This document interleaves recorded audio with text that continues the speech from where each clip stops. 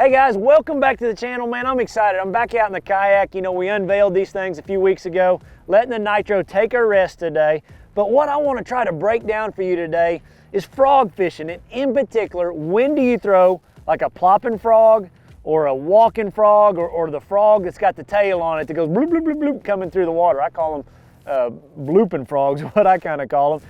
But they each have their own situation where I think they work best or shine best. I'm going to try to show you that on this body of water today when I throw each frog in a different situation. You guys stay tuned. Let's go catch some fish. From the top of the mountain, yeah, we float our way to the top of the mountain. Yeah, we float our way to the top of the mountain. Yeah, we ever coming down from the top of the mountain.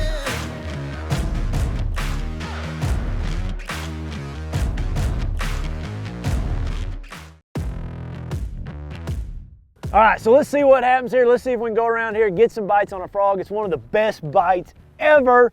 I just have to say that because I just love it. I just love it, love it, love it. And if you want to ever get your kid into fishing, I think this is the bait you need to tie on because one, it's super weedless. Two, you can cover a lot of water with them.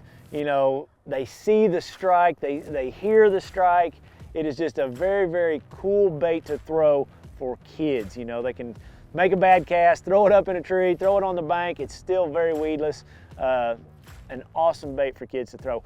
We'll break down a little bit later in this video the line and the rods that'll help those kids get the hook set, because that is the only negative I have for kids. You know, you've got to have a pretty strong hook set.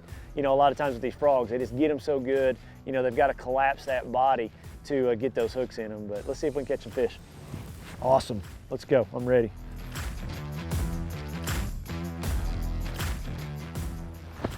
Golly! Oh my goodness! Oh, that's the reason you love frog fishing. Golly, he ate that thing. Look at that fish. Oh my goodness. Oh my goodness. Look at this fish. Holy smokes. Golly, that thing is ancient. What a fish, man. That is a monster. Yes, yes, yes, yes. Look at that. What a fish. Holy smokes, I'm so excited.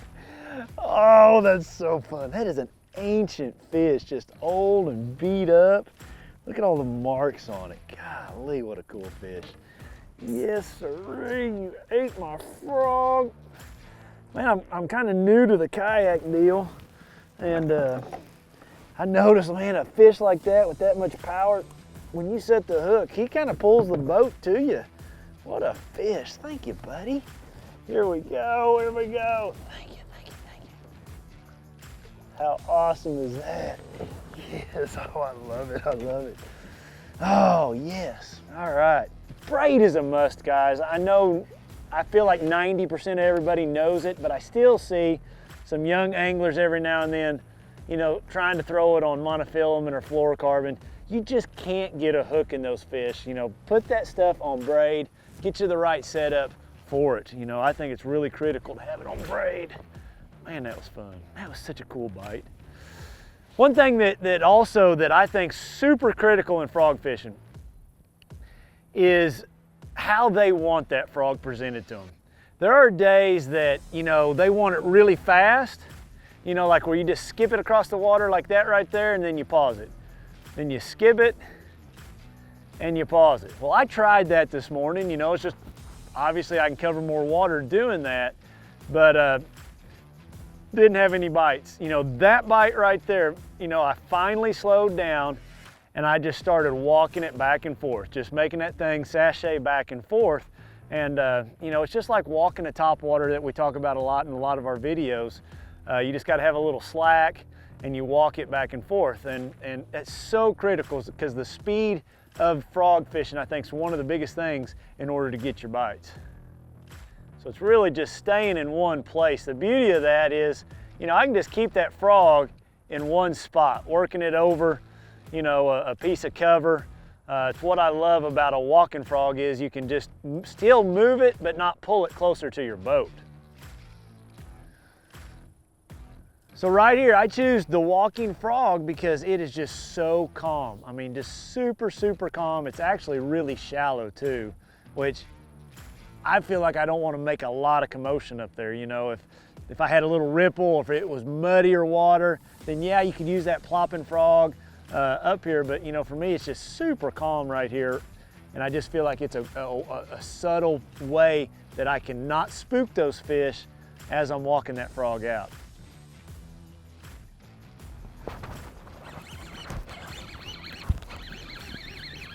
Oh, look at all that grass up there. And that is one also critical thing on these frog bites. You've got to let them eat it. You know, I really hesitate. Look how far down in there that frog is. I mean, you've got to let them engulf it. You know, early in my career, I spent so much time jerking the frog away from those fish, you know, just not letting them eat it. And you can hesitate a long time on a frog because they don't spit it out. It's like when they eat it, they go back down, and if you can let them, you know, they eat that frog, let's pretend here's the frog, he eats it, and then let him turn and go back down in that grass, that'll also help that hookup percentage. You know, once he turns his head and he goes back down in there, you can really get a good hook set on him. Thanks, bud. Fun bite. It's the best bite in the world. It is. It's just an awesome bite. It just doesn't get any better.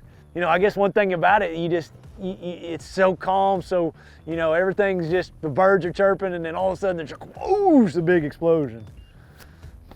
All right, let's catch another one. Get a little bit of grass off. Oh, see all that water? You gotta squeeze that water out. All right. Hey, one thing I noticed, I think I got my cameras all wrong here. I want to move my Lowrance to the other side. Beauty of a kayak, I can put it on either side, but I want my, hopefully this camera might get a blow up, you know, if I get some more bites. So I'm gonna move this to the other side. There we go. Put this over here. Tighten it down. Okay. I'll stick that right in there. There we go. All right, now maybe we'll get lucky and get a blow up right there. Okay, back to fishing. Frogging fishing, I love it.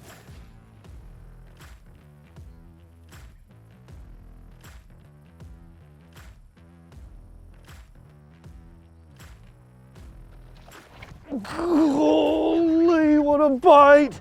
Holy smokes! Golly, look at that fish. Today is like a magical day. Wow, come here, buddy. Come here. Give me a bath. Golly, what a fish. Holy smokes. Good night. That is so awesome. So awesome. Golly, it exploded on it. Man, come here, big girl. Come here, come here, come here. Oh, wow, look how long it is. Almost looks like that fish is spawning.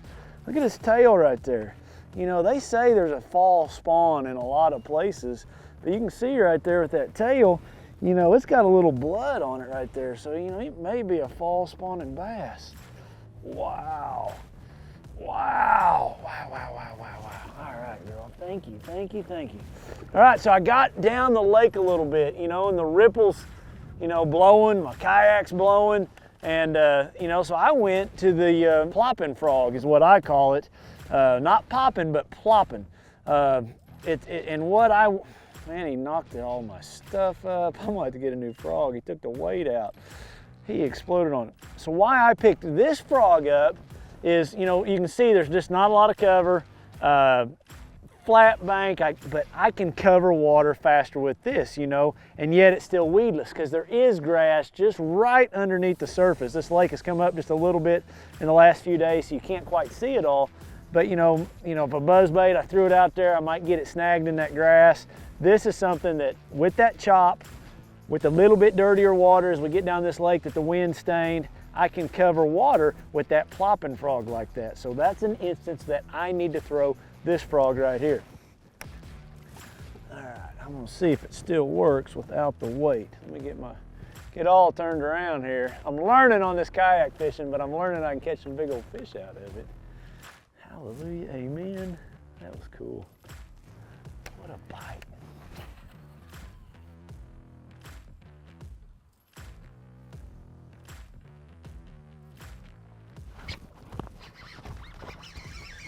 Oh, got me another one. Yes. Yes, yes. Oh. It's a great thing about this frog, you know, I can cover a lot of water. You know, if I was to throw like my walking frog or my plopping frog, you know, I'm making long casts, so I'm able to cover a lot of water with this style frog when I got this ripple like this right here. So that's how I fish the plopping frog is what I call it, or the whirligig frog. You know, this particular model here is a Teckle, it's out of Japan. There's a couple other models that they make, but it's just got a little tail on it, makes a little noise, and cool frog to fish. Thanks, buddy.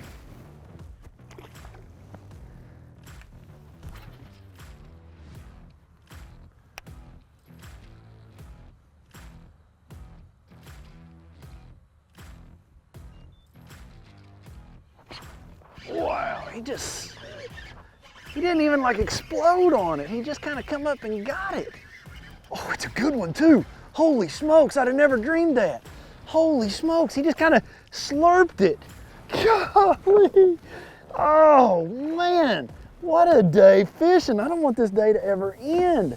Holy smokes. Man, he got it on the bottom of his jaw. That's kind of different.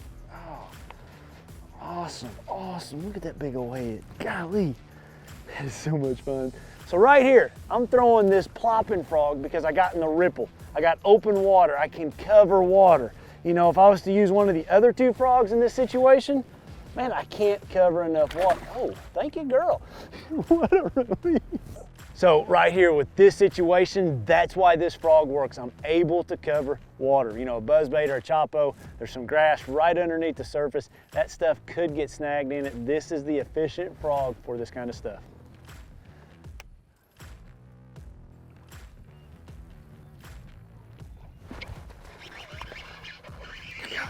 Right here at the boat. Holy smokes. Come here, fish. Come here. What a bite. What a bite. Oh, man. Come here, buddy. Yes. I gotta learn on this kayak. I reel them up a little too far, then I gotta push my button. Cool fish. Cool fish. Man, I got him hooked good. Thanks, man. Thank you. All right.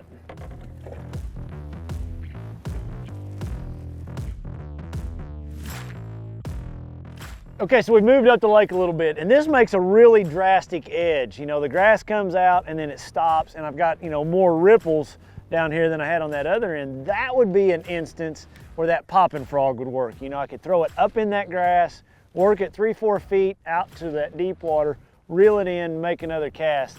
That's what I'm talking about. Small isolated targets or small strike zones is where I use a popping frog. I'm not gonna, you know, throw it out there and work it all the way back to the boat, you know, like I would the blooping frog. You know, my popping frog, I'm working it in small isolated areas. So there it is. Those are the frogs that I feel like you gotta have in your mix. They're not the only frogs. But to me, they're the three main frogs with three scenarios how to throw them. You know, today we didn't catch any on the popping frog, and this is a great frog. It's used a lot, you know, but I don't have a lot of wind. I didn't have isolated pieces of cover. that this frog would shine in. So, you know, to me, it just didn't happen today, but we were able to show, you know, some fish catches on the other ones because this lake suited it well. You know, a lot of fish came on this right here because it was so calm. Just a walking frog, you know, got a white belly, a brown to green, you know, sides and white legs. You know, it's a snag-proof frog. I love this frog a lot. Really, really cool frog for a walking frog, one of my favorites. You know, the other frog that we caught some fish on was this frog right here, and it's just a plopping frog is what I call it because it makes that plopping noise coming through the water. This particular model right here is a teckle. Got a tail on it right there that really makes all that noise. That was a great frog. Now, as far as breaking my gear down, doing us a Power Stop brakes, great sponsor of mine, guys. I can't thank Power Stop enough for all they do for me. If you're ever looking for brakes, you got to check their brakes out. They're really, really awesome brakes. But I've got all three frogs, all three of them, on a 7.4 medium heavy action rod. It's what I like. There are times in that heavy matted vegetation that I will go to a 7.3 carbon light heavy. It's just a heavier rod that, you know, a lot of times I need a little more rod than this particular model's when that super heavy matted vegetation. But for the most part, that 7.4 medium heavy works for my walking frog, my plopping frog, and my popping frog. I've got them all on 50-pound braid and an 8:3:1 gear ratio reel. I think those are critical components. You know, we talked earlier about this is a great bait for kids to fish. Put braid on it for them, you know, 40 to 50-pound braid. That's gonna help their hook set tremendously. Get them the right rod, a high-speed reel where they can take that slack up in a hurry. As far as colors, when you're choosing colors of frogs, you know, there's just some basic ones. You know, I throw black a lot, and I would throw black on, say, cloudy days, clear water. You know, it's just kind of trial and error, but generally for me, black's in a clear water, cloudy situation. I throw a lot of white with brown backs. You know, this is just an all-around frog. If you're just gonna get one color frog, that would be the one I would get. And I like just the snag proof, the white with this is a bluegill color. When you think about frogs, a lot of times, you know, you're imitating a bluegill. I don't want you thinking that all frogs are, a bass is eating a frog. Obviously, sometimes, yes, that's what they think they're eating, but there's a big time that they're actually thinking they're eating a bluegill. If you guys have ever fished matted vegetation before, you'll see those bluegills get up on top and start popping and moving around, you know, when they get busted up on top and they're trying to wiggle and get back down into that vegetation. That's a lot of times what draws those bass's attention and why they're eating a frog. So you are also imitating a bluegill. But back to the colors. I don't think it's super critical, your colors. A lot of times, especially matted stuff, they can't see it. Open water, it can be a little bit more. Have you some brown ones, some white ones, and some black ones. You know, when I go up north, I like the real frog looking ones with that bright chartreuse greenish back. I like that color a lot when I go up north. Lastly, I want to touch on one other thing that we talked about. When you are fishing matted vegetation, add a little weight to your frog. And you do that by just taking some BBs that you would buy at Walmart or Bass Pro, and you just add, you know, say 3 or 4 BBs or up to 10, depending on how thick the mat is. But that right there, just add you some BBs. Add those BBs into the belly right here. You just pull that out, push that BB in right there. Let me just do one of them for you. This one here has got quite a few BBs in it already. I was throwing this on a mat, but I just pull this out. I lay that BB right in that hook, and I just push that BB in there. A couple things that does. Yes, it adds a little weight to make it depress the grass when you're fishing that grass. 2, it adds a little bit of sound. You can hear that. 3, it adds casting distance. You know, there's so many times you're throwing this thing a long, long ways trying to reach the next piece of cover. But I'll throw 2 to 3 BBs in an open water frog, and I'll throw up to 8 or 10 if I'm fishing mats, or even more than that if you're fishing mats, to help make a depression in that mat, make more noise, and to be able to cast it further. Guys, I hope you had as much fun watching this as I had making it, because it's a lot of fun. You know, topwater fishing and frog fishing, it doesn't get any better. You know, if you're gonna take a kid fishing, get them a topwater, hopefully a frog. It's a great bait that, you know, doesn't get snagged. And man, leave me a comment, share my video with somebody, tell somebody about my channel if you guys are liking what you're seeing, and hit that subscribe button, guys. We'll see you next week. I appreciate you following along.